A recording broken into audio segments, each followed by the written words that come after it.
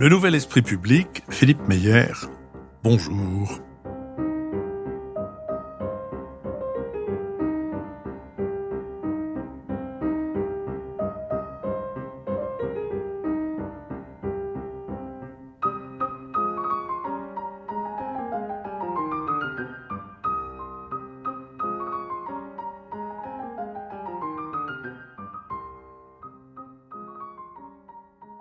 Bonjour, merci de nous avoir rejoints pour ce deuxième épisode de notre série, ou plutôt dans notre série, si c'est pour la culture, on a déjà donné, deuxième épisode de ma conversation avec François Aimé, responsable du Festival de Films et Histoire de Pessac. Alors, François Aimé, vous nous avez fait découvrir le festival. Je vous ai pas complètement interrogé sur votre propre parcours.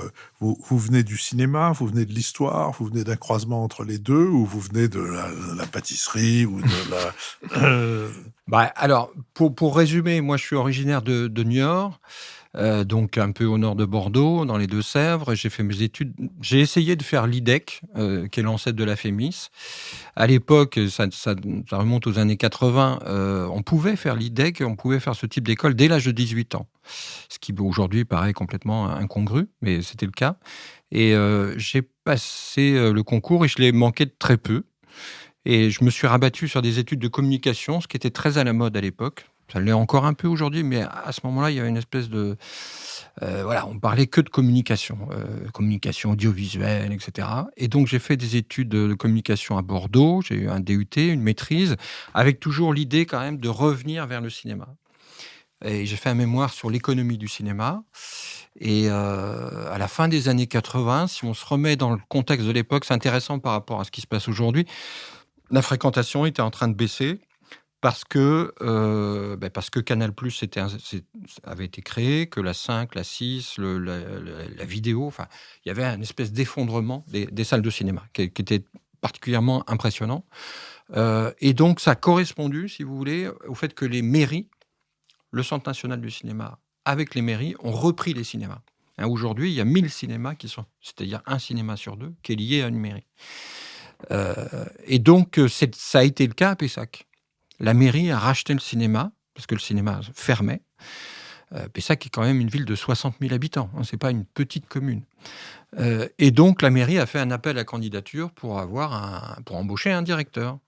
Et donc, moi, je venais de faire mes études, mais en me penchant pas mal sur l'économie. Et donc, j'ai carrément fait une étude de marché pour Pessac. L'acte de candidature, c'était une étude de marché. Je suis allé à Paris, je suis allé rencontrer les directeurs des cinémas de la périphérie parisienne, à Nanterre, Gennevilliers, Montreuil, que des cinémas qui existent toujours au passage, Tremblay en France aussi. Et donc, je me suis inspiré de ce que faisaient ces cinémas-là pour faire une proposition assez détaillée pour Pessac, en termes de tarifs, de séances, de personnel, de budget, tout ça, de programmation aussi.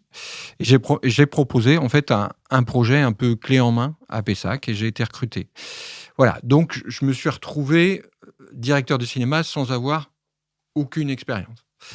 Et avec le recul, j'ai eu beaucoup de chance et c'est vrai que je remercie Alain Rousset, mais aussi l'équipe de l'époque, c'est-à-dire les lieux à la culture, qui était aussi très impliquée dans le dossier, s'appelait Marie-Pierre Mussy, d'avoir donné les clés de l'établissement public qui reçoit le plus de public, l'établissement culturel public qui reçoit le plus de public de l'année, à un garçon de 24 ans qui n'avait aucune expérience. Donc, j'ai appris sur le tas, sachant que dans les années 90, à l'époque, il n'y a pas d'école pour diriger un cinéma. Il n'y a pas de formation. Aujourd'hui, il y en a une à la FEMIS. Mais dans les années 90, ça n'existe pas.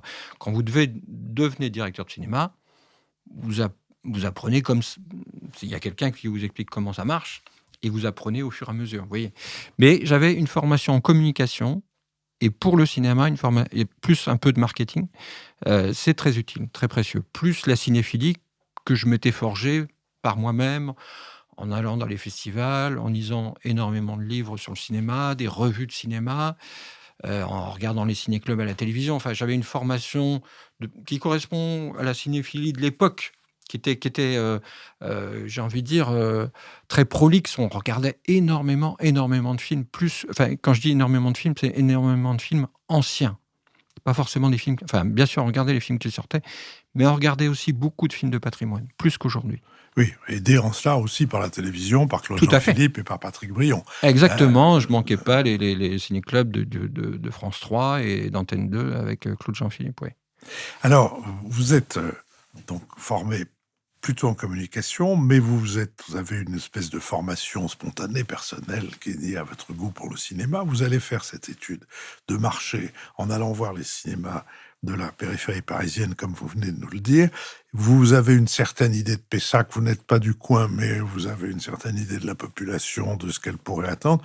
Qu'est-ce que vous imaginez comme programmation, si vous avez encore le souvenir des premiers films, non pas comme responsable du festival, mais comme programmateur et directeur du cinéma? Mais la question est intéressante parce que, si vous voulez, il faut se remettre... C'était il y a 35 ans. Donc, quand je reprends le cinéma est moribond complètement. Et je me rappelle de discussions que j'ai avec des distributeurs. Et à ce moment-là, les choses ont beaucoup changé depuis, heureusement. À ce moment-là, la banlieue, puisque c'est le terme qu'on garde plutôt, la banlieue a une image négative, d'ennui un petit peu, il ne se passe rien. Et si on sort à Bordeaux, dans la ville-centre. Voilà.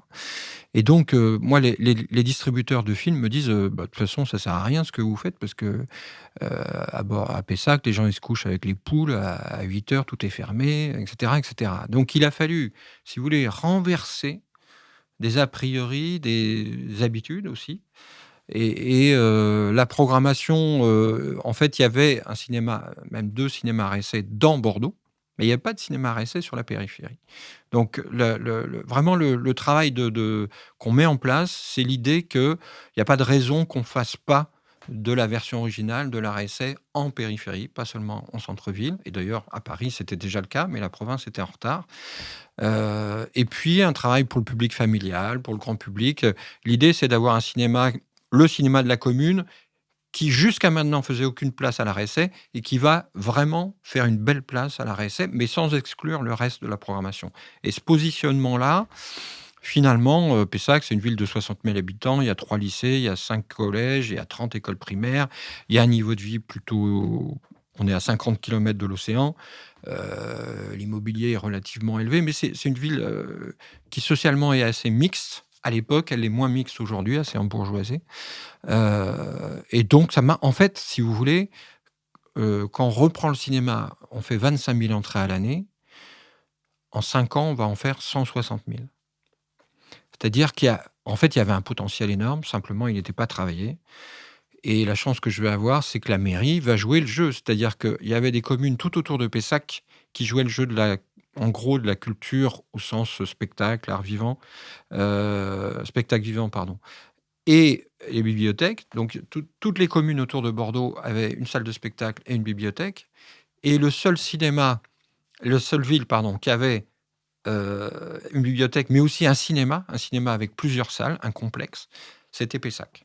Et donc, la ville de Pessac a joué la carte du cinéma, d'un cinéma qualitatif, exigeant, avec en plus le festival dont on a déjà parlé. Et donc, tout d'un coup, Pessac est devenu un peu la ville du cinéma, en plus de Bordeaux, si vous voulez. C'était une alternative pour les gens qui ne voulaient pas forcément aller à Bordeaux. Il y avait une alternative familiale, cinéphile, qui a fonctionné assez rapidement. Alors, cette augmentation de la fréquentation, qui est assez spectaculaire, tout à fait. En 5 ans, j'imagine, comme vous aviez utilisé les techniques du marketing pour préparer votre programmation, j'imagine que vous les avez étudiées pour analyser le succès et que vous vous êtes rendu compte de ce sur quoi vous pouviez vous appuyer davantage. Oui, en fait, si vous voulez, il y a comment dire, en simplifiant, on a travaillé les 2 créneaux qui étaient mal travaillés en périphérie et pas si bien travaillés que ça en centre-ville, c'est-à-dire les films pour les enfants et pas forcément les Disney, les autres. Et quand je dis les enfants, ça peut être les tout petits enfants, les 3-6 ans. Il y a une programmation pour eux spécifique. Et finalement, on a été les seuls à faire ce travail. Je dis bien ce travail parce qu'il ne s'agit pas seulement de passer les films, il faut faire des animations autour, etc. Et de la communication. Et un travail à essai suivi, varié, avec beaucoup d'animation. Il y avait déjà des salles à Bordeaux qui faisaient ce travail-là, mais pas tant que ça, en fait, si vous voulez. Pour les gens qui connaissent Bordeaux aujourd'hui, ont l'Utopia en tête. Il y a un Utopia de 5 salles à Bordeaux. Sauf qu'Utopia est arrivé à la fin des années 90. C'est en 1999. Dans une ville comme Bordeaux, qui est très importante, il y avait un écran arrêt essai jusqu'en 1999. Et à Pessac, il y en avait 3. Donc, on était dans une configuration, totalement anormale. C'était pas le cas à Toulouse, c'était pas le cas à Nantes, c'était pas le cas à Montpellier ou à Lyon. Vous voyez ce que je veux dire? C'était uniquement le cas à Bordeaux.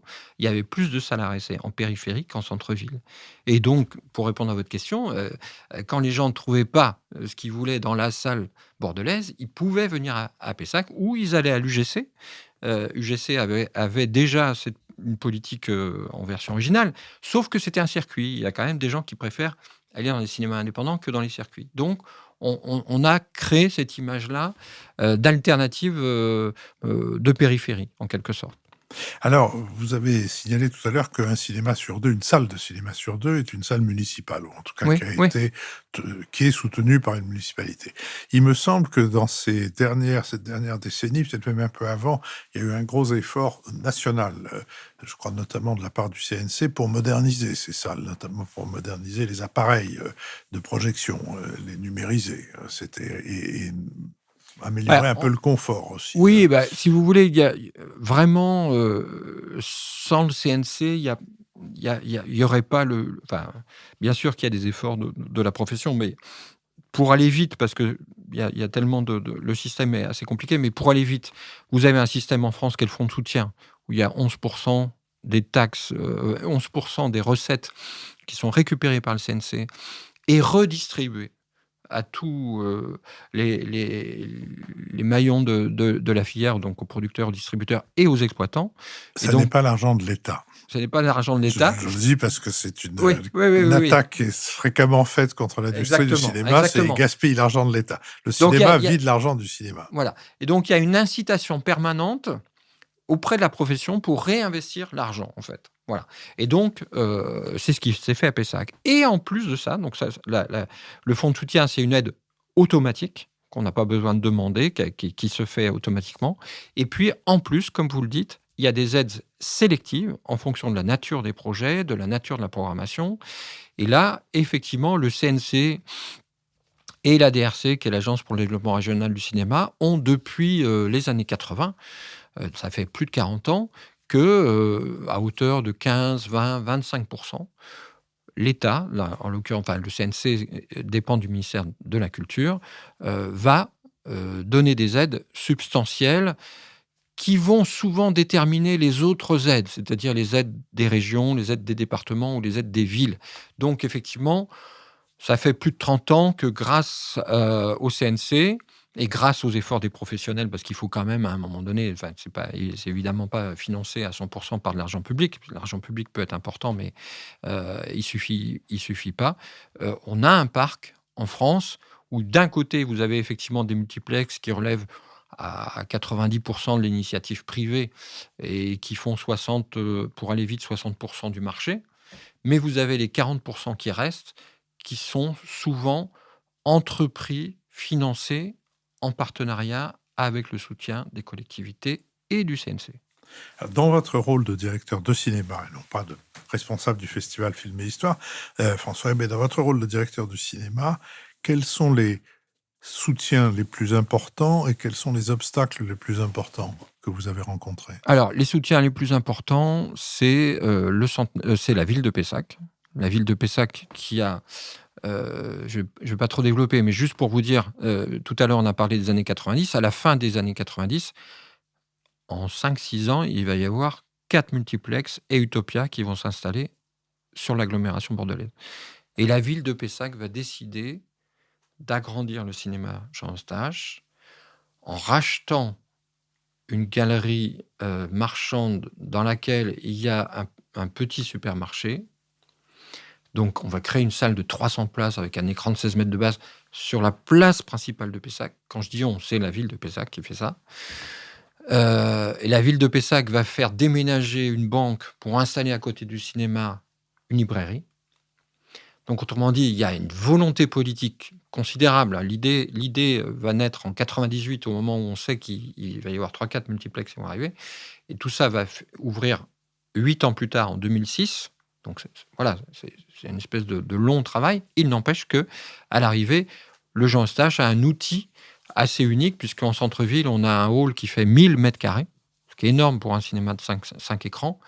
On a 5 salles, dont 3 très belles salles. Et on a au dernier étage du cinéma des salles de réunion, des salles de réception, qui sont notamment utilisées dans le cadre du festival, mais pas seulement, toute l'année par des associations, par la mairie, etc. Autrement dit, la ville de Pessac a investi un lieu qui est un lieu de référence, qui est le lieu culturel numéro 1 du centre-ville de Pessac.